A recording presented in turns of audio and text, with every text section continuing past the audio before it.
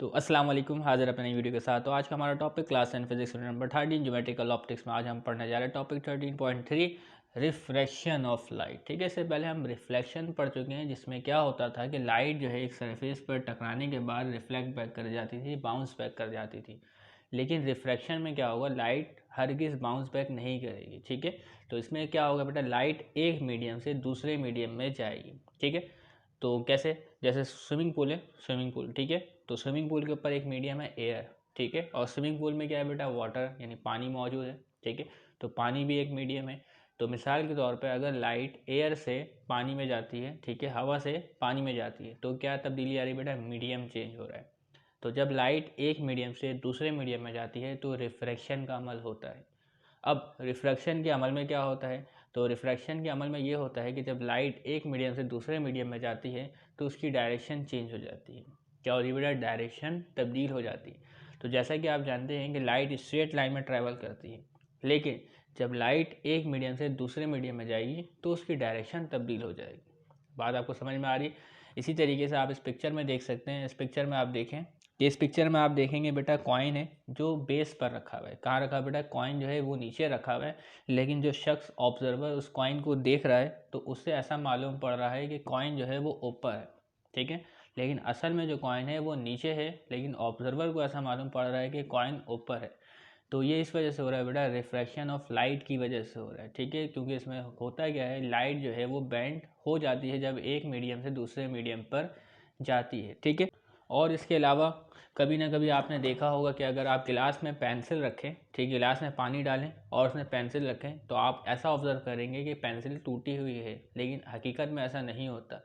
वो आपको ऐसा लग रहा होता है क्योंकि वहाँ पर रिफ्रैक्शन का अमल हो रहा होता है। जो लाइट रेज जो है वो पेंसिल से जब आती है बाहर, ठीक है, पानी से निकल कर आती है, तो उसमें बेंडिंग होती है, और बेंडिंग की वजह से आपको ऐसा मालूम होता है कि वो पेंसिल क्या है बेटा, टूटी हुई है। इसके अलावा कभी आप कोई गिलास, ठीक है, कि रखे बेटा, कोई प्रिंटेड पेज है, तो प्रिंटेड पेज पे आप गिलास स्लैब रखें, तो आपको ऐसा लगेगा कि जो प्रिंटेड किया हुआ है जो पेज पर, वो ऊपर की जाने आ गया। ठीक है, तो ऐसा क्यों होता है, ये रिफ्रैक्शन की वजह से होता है। तो आज ये रिफ्रैक्शन के डेफिनेशन को समझ लेते हैं, वो क्या है। The bending effect of light. ठीक है, रिफ्रैक्शन क्या है बेटा, bending effect of light as it passes from one transparent medium to another. ठीक है, तो रिफ्रैक्शन का अमल किस में होगा बेटा, ट्रांसपेरेंट मीडियम में होगा। तो दोनों मीडियम जो है वो आपके पास ट्रांसपेरेंट होनी चाहिए। ठीक है, तो the bending of light as it passes from one transparent medium to another is called refraction of light. ठीक है, तो उम्मीद करते हैं आप इस डेफिनेशन को समझ गए होंगे। तो अब आ जाए इस पिक्चर को देख लेते हैं। ठीक है, वैसे इस पिक्चर को देखने के अलावा पहले तो ये देख लें। ठीक है, तो इसमें देखिए बेटा, ये हमारे पास एक गिलास है। ठीक है, गिलास स्लैब है। ठीक है, एक गिलास स्लैब है। ठीक है, गिलास स्लैब है, या आप पानी समझ लें, कुछ भी समझ लें, कोई मसला नहीं। ठीक है, सोचिए ये लाइट रेज आ रही है यहाँ से, ये लाइट रे आ रही है और इसके सरफेस पे टकराती है। टकराने के बाद क्या होगा, टकराने के बाद क्या होगा, टकराने के बाद ये होगा कि लाइट रेस को जो है वो सीधे जाना चाहिए। लाइट रेस को है जो वो उसको सीधे जाना चाहिए, लेकिन लाइट रे जो है वो सीधे नहीं जाएगी, इसको जाना चाहिए सीधे। लाइट रेस को जाना चाहिए सीधे, लेकिन लाइट रे जो है वो स्ट्रेट लाइन में ट्रैवल नहीं करेगी, क्योंकि यहाँ लाइट जो है एयर यानी इस मीडियम से किस में जा रही है बेटा, वाटर में जा रही है। कहाँ जा रही है बेटा, वाटर के मीडियम में जा रही है। तो यहाँ पे क्या होगा बेटा, बेंडिंग ऑफ लाइट होगी। ठीक है, लाइट इस रास्ते पर नहीं जाएगी, बल्कि लाइट क्या है, थोड़ा बेंड हो जाएगी। लाइट क्या हो गई बेटा, बेंड हो गई। ठीक है, अब ये लाइट जो है वो बेंड किस तरफ होगी, तो लाइट जो है वो बेंड इस तरफ होगी,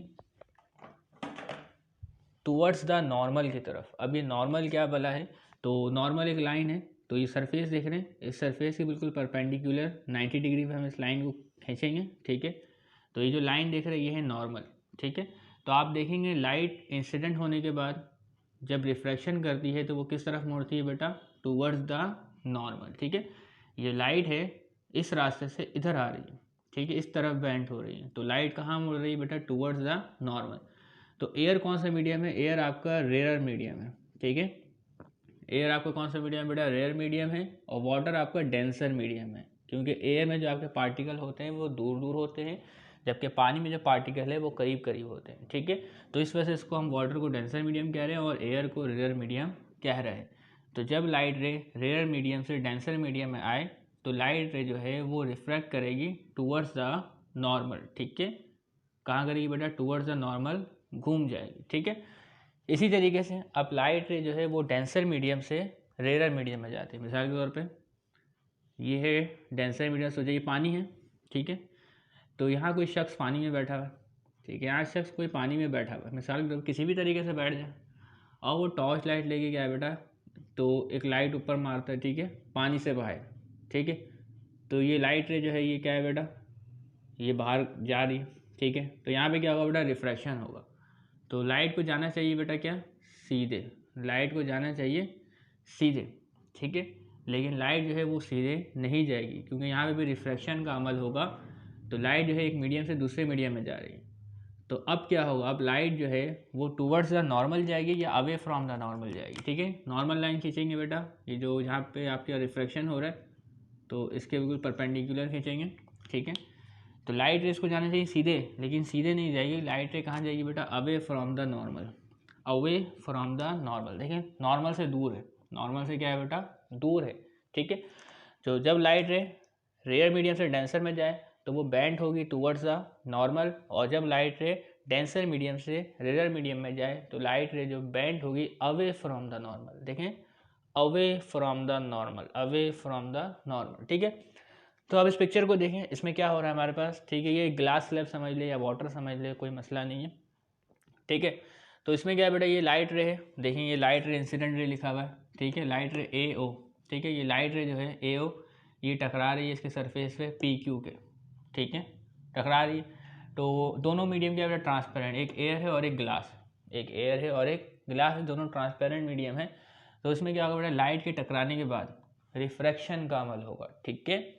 अब देखें, लाइट को जाना चाहिए, लाइट आप जानते हैं स्ट्रेट लाइन में ट्रैवल करती है, लेकिन लाइट यहाँ पे स्ट्रेट लाइन में ट्रैवल नहीं करेगी क्योंकि यहाँ रिफ्रैक्शन का अमल होगा, ठीक है। तो लाइट जो है वो बेंड कर जाएगी। तो आप देखेंगे बेंडिंग इफेक्ट आ रहा है, लाइट जो है बेंड कर गई, इस रास्ते में ट्रैवल नहीं किया जो डॉट डॉट मैंने बनाया है, ठीक है। लाइट जो है वो बेंड हो गई, कहाँ बेंड हो गई? Towards the normal. कहाँ बेंड हो गई बेटा? Towards the normal. पता कैसे चलेगा? आपने एक नॉर्मल की लाइन खींचनी है इस सरफेस के परपेंडिकुलर, ठीक है। अब जो लाइट टकरा रही है इसका हमें एंगल नहीं पता करना पड़ेगा, उस एंगल को कहते हैं एंगल ऑफ इंसिडेंस। तो एंगल ऑफ इंसिडेंस ड्रॉ करते हैं, ठीक है। तो एंगल ऑफ इंसिडेंस इस तरीके से कैलकुलेट करेंगे नॉर्मल के साथ। कैसे कैलकुलेट करेंगे बेटा? नॉर्मल के साथ, ठीक है। ये है एंगल ऑफ इंसिडेंस, ठीक है। और एंगल ऑफ रिफ्रैक्शन किस तरीके से कैलकुलेट करेंगे? वो इस तरीके से करेंगे जो रिफ्रैक्टेड रे है और नॉर्मल के दरमियान, रिफ्रैक्टेड रे और नॉर्मल के दरमियान। तो इस तरीके से एंगल ऑफ रिफ्रैक्शन कैलकुलेट करेंगे, ठीक है। तो यहाँ पे आप डी रखेंगे, यहाँ पे आप डी रखेंगे, ठीक है। यहाँ पे आप डी रखेंगे, ठीक है, और इसका एंगल कैलकुलेट कर लेंगे, ठीक है। इसका एंगल कैलकुलेट करना है तो यहाँ पे डी रखेंगे, ठीक है।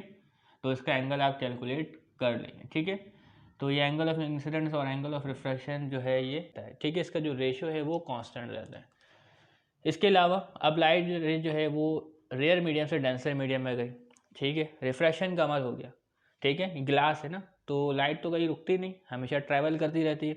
इसी तरीके से ये लाइट रे देखें, ये आगे ट्रैवल कर रही है इसी तरीके से अपने रास्ते पर। तो रिफ्रैक्शन और अब लाइट रे इस तरीके से ट्रैवल कर रही है। अब लाइट रे जो है वो गिलास से बाहर जाने वाली है एयर में, ठीक है। लाइट रे जो है वो गिलास से बाहर जाने वाली है एयर में। तो दोबारा मीडियम चेंज हो रहा है, तो अब क्या होगा? दोबारा रिफ्रैक्शन का अमल होगा, ठीक है। अब लाइट रे जो है वो डेंसर से रेयर में जा रही है, तो यहाँ पर क्या होगा?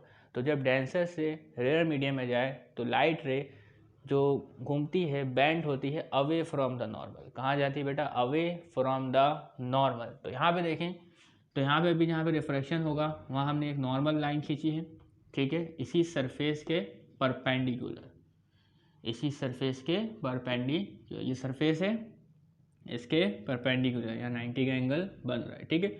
तो देखेंगे लाइट रे इस तरीके से जा रही है, जाना चाहिए इसको सीधे, जाना चाहिए इसको सीधे, लेकिन ये लाइट रे सीधे नहीं जा रही, लाइट रे जो है वो बेंड हो गई, ठीक है। देखें बेंडिंग इफेक्ट आ रहा है, ओके, क्लियर है, कोई मसला तो नहीं, ओके। तो यहाँ पे भी रिफ्रैक्शन का अमल हो गया और ये लाइट रे अवे फ्रॉम द नॉर्मल चली गई।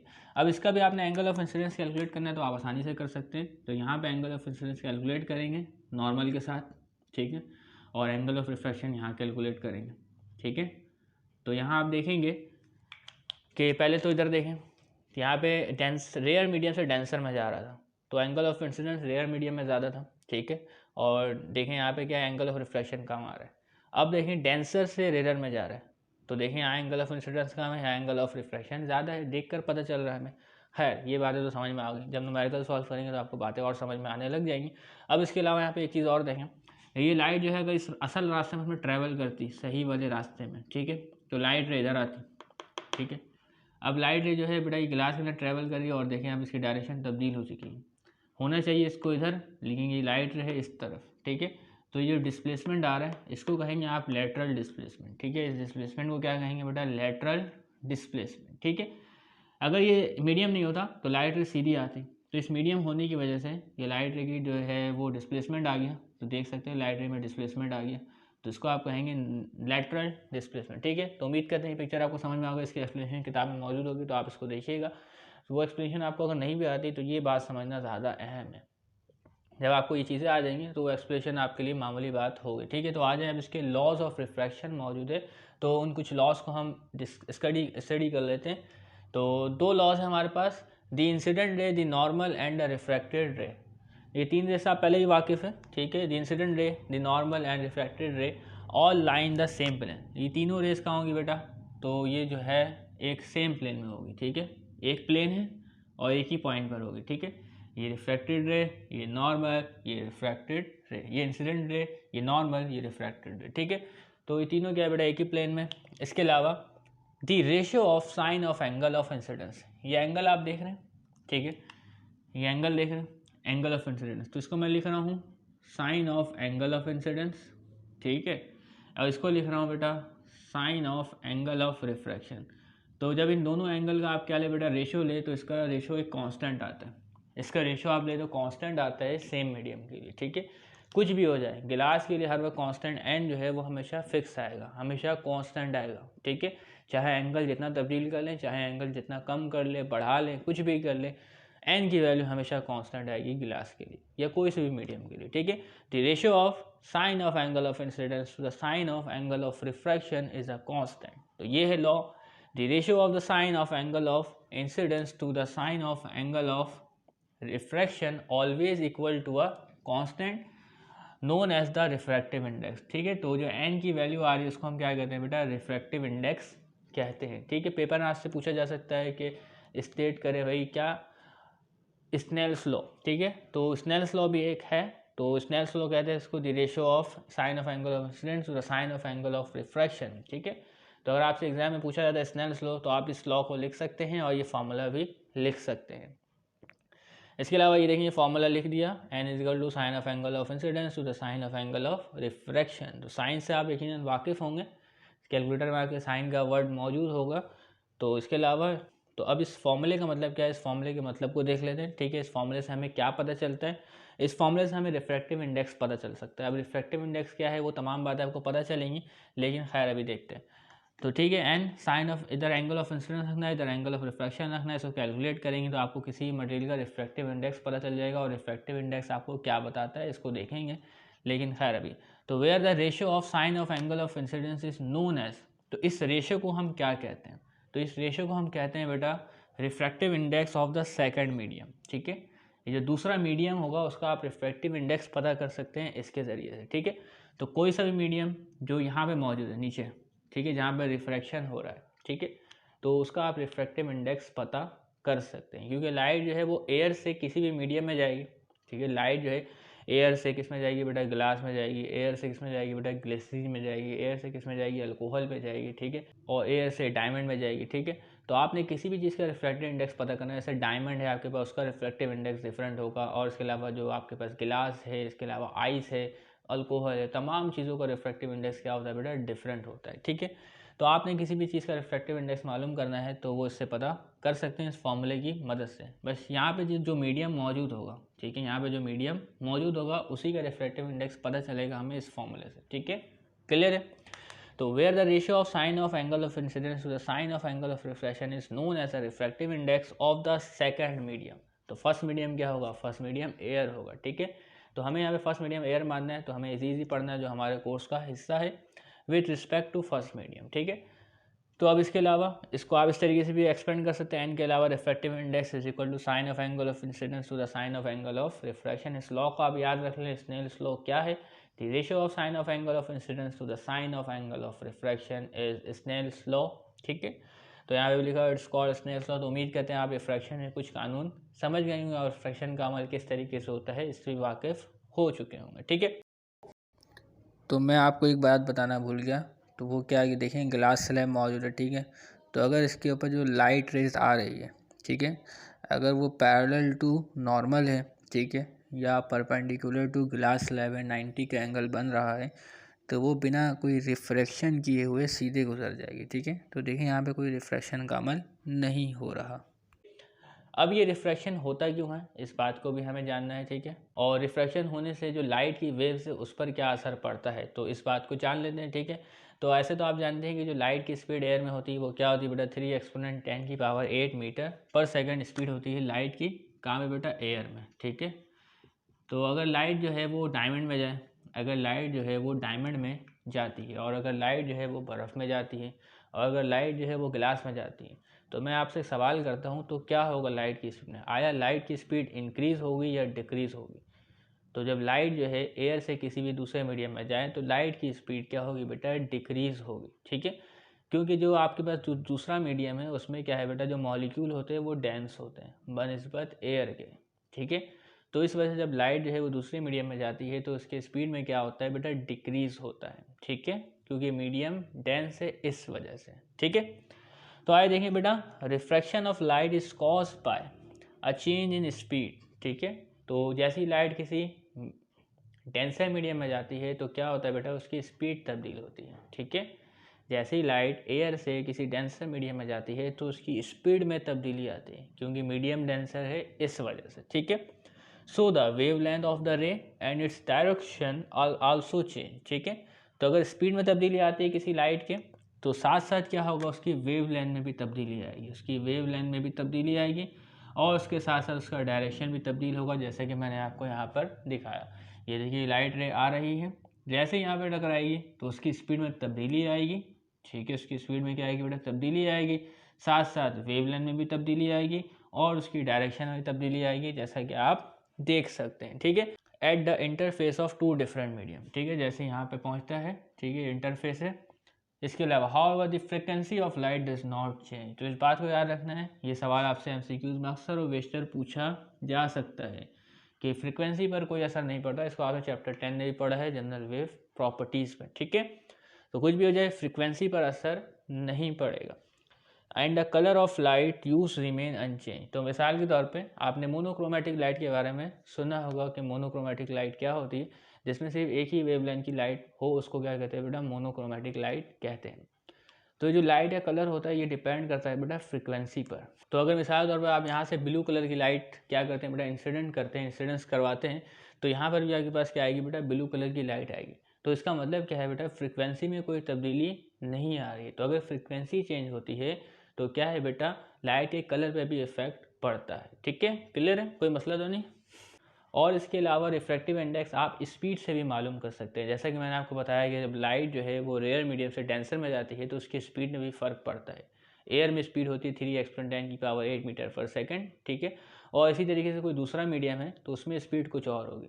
तो अगर आपने इसका रिफ्रैक्टिव इंडेक्स मालूम करना है सेकंड मीडियम का, तो आप इस तरीके से मालूम कर सकते हैं। फॉर्मूला है refractive index is equal to speed of light in vacuum और एयर। ठीक है, वैक्यूम क्या होता है? जहाँ पे कोई पार्टिकल मौजूद नहीं होते। ठीक है, तो वहाँ पे भी स्पीड ऑफ लाइट तकरीबन एयर के सेम ही होती है।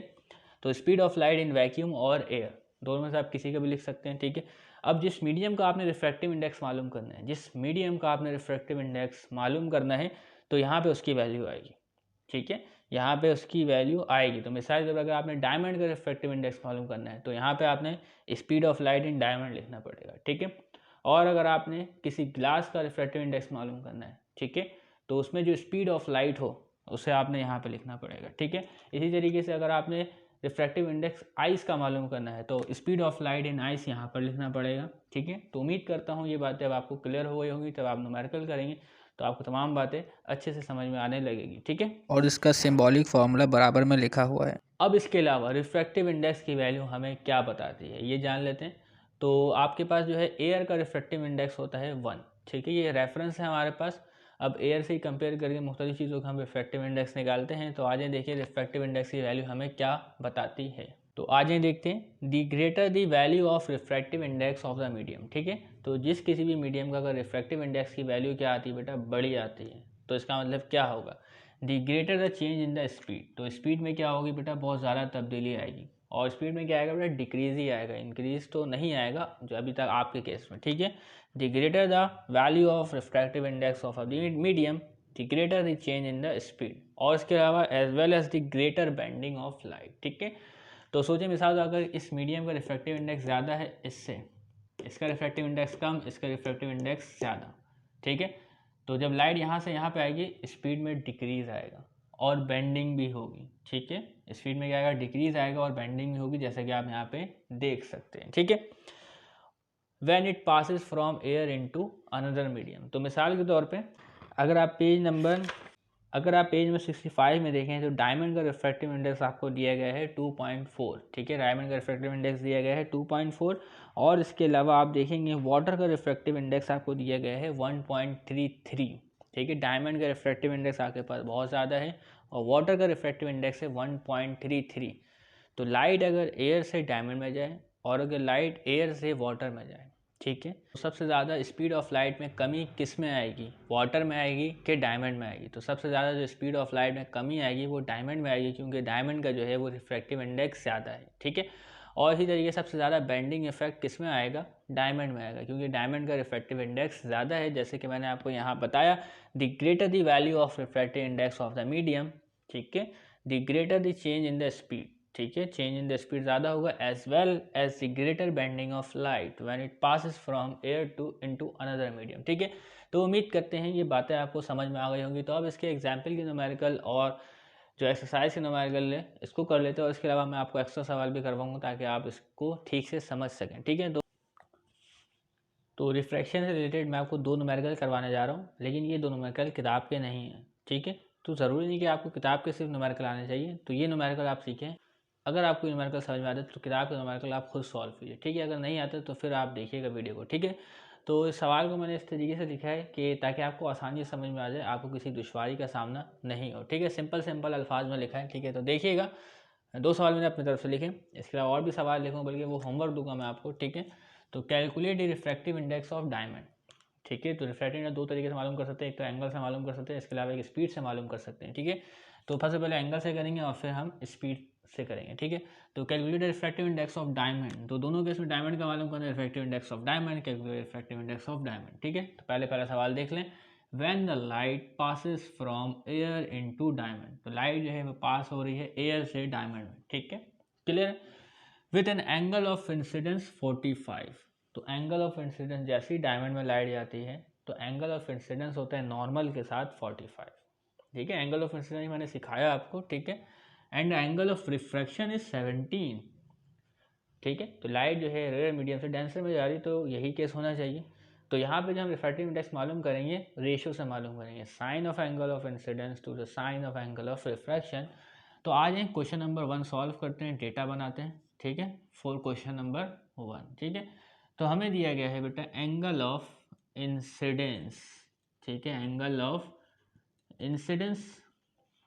इसको आप शॉर्ट में ऐसे भी लिख सकते हैं, लेकिन मैं सबको मशवरा देता हूँ कि पूरा लिखा जाए, ठीक है। इतनी जल्दी भी नहीं है, छोटी क्लास में आप अभी इतने बड़े नहीं हो गए। तो एंगल ऑफ इंसिडेंस जो बराबर है वो है 45 डिग्री, और एंगल ऑफ रिफ्रैक्शन है आपके पास, ठीक है, वो है 17, ठीक है। ऐसा रिजल्ट आया, तो हमने रिफ्रैक्शन किया, लाइट को डायमंड में घुसारा, तो हमने ये रीडिंग नोट की।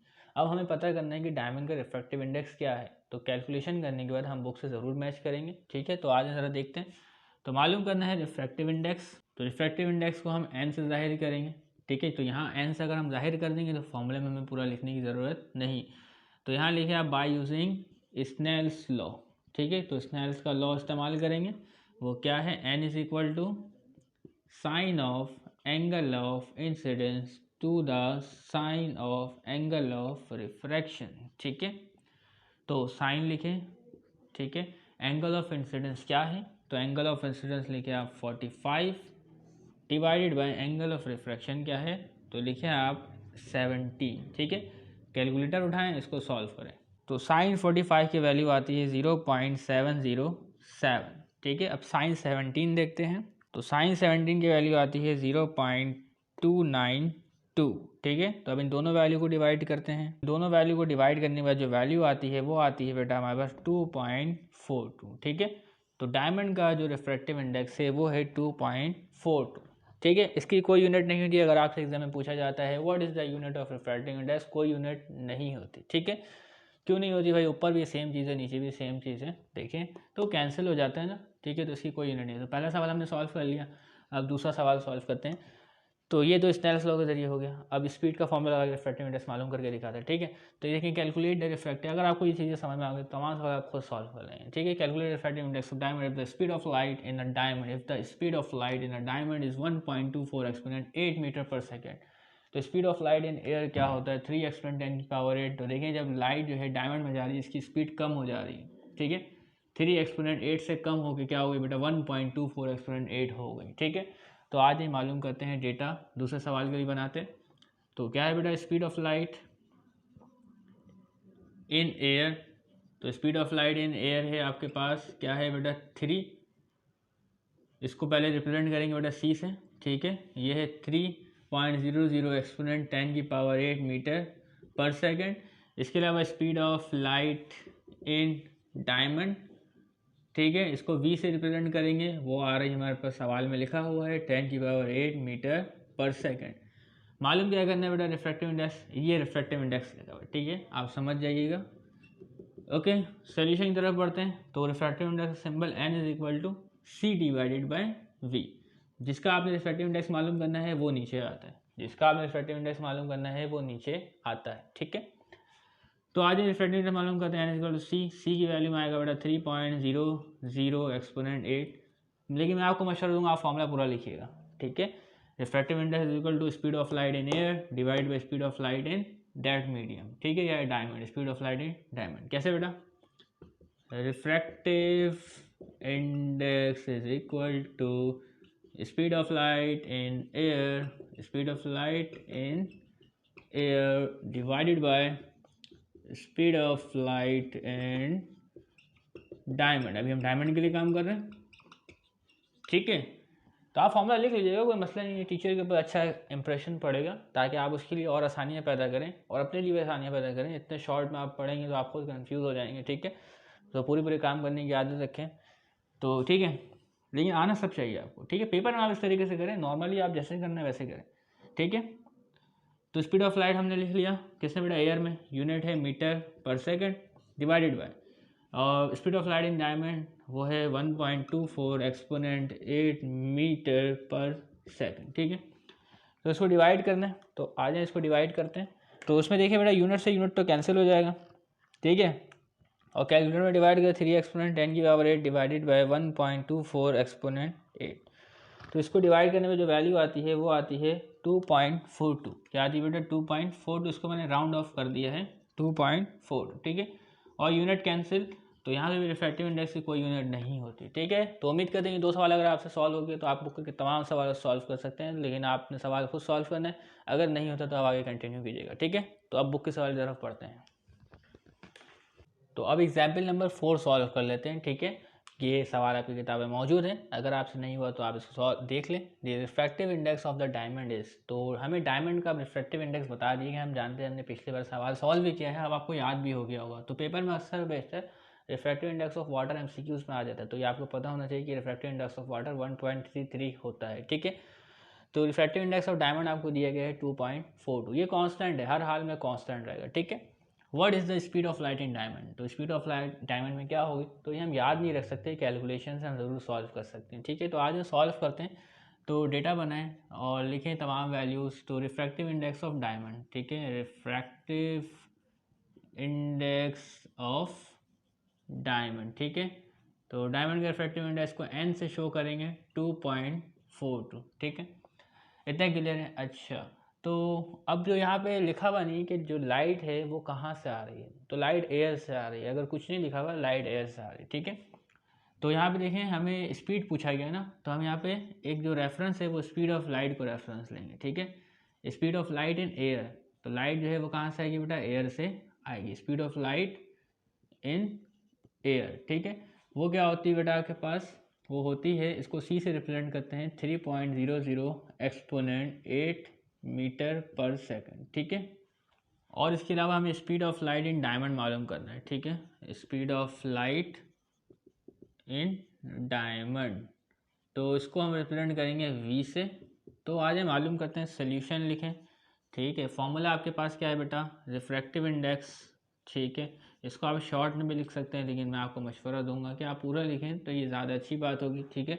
रिफ्रैक्टिव इंडेक्स किसका मालूम करना है, हमें डायमंड का मालूम करना है, ठीक है। लेकिन आप शॉर्ट में भी कर सकते हैं, देखें काफ़ी लंबा हो जा रहा है, काफ़ी कॉम्प्लेक्स हो जा रहा है। ये मैं लिख रहा हूँ ताकि आपको पता हो, ठीक है, ये मैं लिख रहा हूँ ताकि आपको पता हो। रिफ्रैक्टिव इंडेक्स के लिए सिंबल है n, ठीक है। ऊपर रखेंगे बेटा रेफरेंस और नीचे रखेंगे जिसका हमें मालूम करना है, ठीक है। तो आज ज़रा देखें, तो इधर आएगा बेटा speed of light in air, speed of light in air, और नीचे आएगा बेटा speed of light, speed of light, और हमें स्पीड ऑफ लाइट किसका मालूम करना है, डायमंड का, तो यहाँ लिखेंगे speed of light in diamond, ठीक है। इसको आप रिप्रेजेंट करें बेटा शॉर्ट तरीके से, ठीक है। तो ये फॉर्मूला मैं शायद पीछे बताना ही भूल गया हूँ, शायद मुझे ऐसा याद आता है। तो खैर n is equal to C divided by V, तो आप इस फॉर्मूले से डायरेक्ट भी काम कर सकते हैं, ठीक है। तो ये लिखना काफ़ी कॉम्प्लेक्स हो जाएगा, लेकिन मेरा मशवरा है कि आप लिख दें तो टीचर के लिए ज़्यादा आसानी होगी, ठीक है, अच्छा इंप्रेशन पड़ेगा। तो n is equal to C, value रखें, ठीक है। n की वैल्यू क्या है बेटा डायमंड के लिए 2.42, speed of light 3.00 exponent 8, unit ज़रूर रखा करें, ठीक है, यूनिट होगा मीटर पर सेकंड स्पीड के लिए, ठीक है। और ये तो v की वैल्यू मालूम करनी है हमें, ठीक है। अरेंज करें v को उधर भेजिए, ये इधर आ जाएगा, v is equal to 3.00 exponent 8 metre पर सेकंड डिवाइडेड बाय 2.42। अब इन मैग्नीट्यूड्स को डिवाइड करें, ठीक है, मैग्नीट्यूड डिवाइड करते हैं, देखें 3.00 एक्सपोनेंट 8 डिवाइडेड बाई 2.42, ठीक है। तो इसको डिवाइड करने में जो हमारे पास वैल्यू आती है वो आती है हमारे पास बेटा 1.239 एक्सपोनेंट 8 मीटर पर सेकंड। तो ये वैल्यू आ रही है हमारे पास, the speed of light in diamond is 1.239 exponent 8 metre पर सेकंड। और इसको आप राउंड ऑफ भी कर सकते हैं, जो कि मैंने नहीं किया, यहाँ पे 1.23 लिखा हुआ है, तो किताब में आपके पास 1.24 है, तो 39 को आप राउंड ऑफ कर लें 1.24 एक्सपोनेंट 8 मीटर पर सेकंड, ठीक है। तो अब क्वेश्चन नंबर 6 को सॉल्व करते हैं। तो छठा सवाल हमारे पास है, ठीक है, एक्सरसाइज का सवाल है the angle of incidence of the ray of light air to water. तो लाइट जो है वो एयर से वाटर में जा रही है, तो समझे ये क्या है बेटा, वाटर की सरफेस है, ठीक है। तो लाइट आ रही है, ठीक है, सरफेस पर पड़ रही है, ठीक है, सरफेस पर पड़ी, अब क्या होगा, रिफ्रैक्शन का अमल होगा। और बता रहे हैं कि जब सरफेस पर पड़ रही है तो इंटरफेस पर क्या है बेटा, जो एंगल बन रहा है वो बन रहा है 40 डिग्री, ठीक है। The angle of incidence for the ray of light air to water interface is angle 40, ठीक है। तो एंगल 40 कैसे पता चलता है बेटा, ये नॉर्मल बनाता है यहाँ पे, ठीक है, और लाइट जो है वो बेंड करती है, ठीक है, जाना चाहिए सीधा लेकिन जाती नहीं, लाइट बेंड करती है। बता रहे हैं कि यहाँ पे जो एंगल है वो 40 है, ठीक है, एंगल है वो 40 है। इसके अलावा इफ द रे travel through the water with a refractive index, water का रिफ्रैक्टिव इंडेक्स फिक्स होता है हर हाल में, ठीक है, 1.33 n की value. Calculate angle of refraction, पूछ रहा है भाई एंगल, जो रिफ्रैक्शन का एंगल बनेगा, रिफ्रैक्शन का एंगल वो क्या होगा, तो हमें मालूम करने की ज़रूरत नहीं है, हम कैलकुलेशन करेंगे और पता चल जाएगा, ठीक है। तो डेटा, तो यहाँ कौन मालूम करेगा, तो डेटा इस्तेमाल करते हैं, ठीक है। तो एंगल ऑफ इंसिडेंस दिया, मैं डायरेक्ट लिख रहा हूँ, यहाँ आप लिख लीजिएगा एंगल ऑफ इंसिडेंस वो क्या है आपके पास बेटा 40 डिग्री। यहाँ आप लिख लीजिएगा, क्या लिख लीजिएगा बेटा, रिफ्रैक्टिव इंडेक्स, ठीक है, ताकि टाइम बचे ना हमारा 1.33। तो यहाँ लिखिएगा बेटा, हमें क्या मालूम करना है, एंगल ऑफ रिफ्रैक्शन मालूम करना है, तो इसका साइन डाल दें, ठीक है, angle R, okay. Solution by using Snell's law, formula क्या है स्नेल्स लॉ का आपके पास, आप जानते हैं n is equal to sine of angle of incidence divided by sine of angle of refraction, ठीक है। हमें क्या मालूम करना है बेटा, एंगल ऑफ रिफ्रैक्शन मालूम करना है, पहले वैल्यू फीड कर दें, ठीक है, या इसको अरेंज कर लें, sine of angle of refraction इधर भेजें, n को इधर, ठीक है। तो sine of angle of refraction is equal to sine of angle of incidence divided by n, ठीक है। अब वैल्यूज फीड करते हैं sine of angle of refraction. Sine of angle of incidence में क्या आएगा बेटा, sine of angle of incidence में जो वैल्यू आएगी वो आएगी बेटा 40। एन की वैल्यू है 1.33। अब क्या होगा बेटा, इसको सॉल्व करते हैं, साइन 40 की वैल्यू देखते हैं वो क्या आएगी। तो साइन 40 की वैल्यू है 0.642, ठीक है, और इसको डिवाइड करेंगे 1.33 से, ठीक है, तो वैल्यू क्या आती है उसको हम यहाँ पर लिखेंगे। और इसको डिवाइड करने में जो वैल्यू आती है sine of angle of incidence बराबर है 0.482, ठीक है। तो क्या हमें एंगल ऑफ इंसिडेंस पता चल गया? हमें एंगल ऑफ इंसिडेंस नहीं पता चला। तो हमें एंगल ऑफ इंसिडेंस कैसे पता चलेगा? तो आपने क्या करना है बेटा, साइन को उधर भेजना है, तो साइन जो है उधर जाकर क्या हो जाएगा बेटा, साइन इनवर्स, ठीक है, और इसको लिखना है आपने 0.482। तो अब करना क्या है, कैलकुलेटर उठाने के बाद आपने शिफ्ट का बटन दबाना है, और शिफ्ट के बटन दबाने के बाद साइन का बटन दबाना है, ठीक है। तो कुछ इस तरीके से वैल्यूज़ आ जाएंगी, ठीक है, आप देख सकते हैं यकीनन, ठीक है। अब उसमें लिखना है 0.482, ठीक है। भाई साइंटिफिक कैलकुलेटर की अशद ज़रूरत होगी, वरना तो ये आप कर नहीं पाएंगे, ठीक है, ज़रूरत होगी हर हाल में। तो अब इसको सॉल्व करने में जो वैल्यू आती है वो आती है एंगल ऑफ इंसिडेंस हमारे पास, एंगल ऑफ इंसिडेंस नहीं, एंगल ऑफ रिफ्रैक्शन, ठीक है। यहाँ आर था, गलती से मैंने यहाँ आई लिख दिया, ठीक है। एंगल ऑफ रिफ्रैक्शन की जो वैल्यू आती है वो आती है हमारे पास 28.8 आती है। क्या आती है बेटा, 28.8 डिग्री आती है। तो यहाँ एंगल ऑफ रिफ्रैक्शन जो होगा 28.8 डिग्री होगा। तो इस तरीके से हमने फॉर्मूले की मदद से इसको मालूम कर लिया, ठीक है। तो उम्मीद करते हैं तमाम बातें आपको क्लियर हो गई होंगी। तो आपके लिए क्या है, कुछ होमवर्क के सवालात हैं, ठीक है, तो मैं उसकी पिक्चर लगा दूंगा, तो आप उसको देख लीजिएगा, उसको सॉल्व कर लीजिएगा। तब तक के लिए याद दीजिएगा, चैनल को सब्सक्राइब कीजिएगा। अल्लाह हाफिज़।